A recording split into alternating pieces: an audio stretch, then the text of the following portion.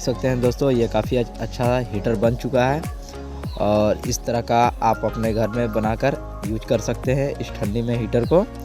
और इस हीटर को बहुत सावधानी से यूज कीजिएगा, ये काफ़ी ज़्यादा ख़तरा भी हो सकता है। इसके बारे में कोई भी जानकारी हो आप लोग को दोस्तों तो ही इस हीटर को बनाएं, जानकारी नहीं हो तो इस हीटर को नहीं घर पर नहीं बनाएं। तो वीडियो आपको कैसा लगा कमेंट करके ज़रूर बताएं, और वीडियो आपको अच्छा लगा तो वीडियो को एक लाइक करें, और हमारे चैनल पर नए हैं तो चैनल को सब्सक्राइब कर दें। हमारा एक चैनल है बिहारी रवि ब्लॉग, उस चैनल को आप लोग सब्सक्राइब कर सकते हैं, हम लिंक डिस्क्रिप्शन में दे देंगे। तो फिर मिलते हैं दोस्तों नेक्स्ट वीडियो में। जय हिंद, आज के लिए इतना ही।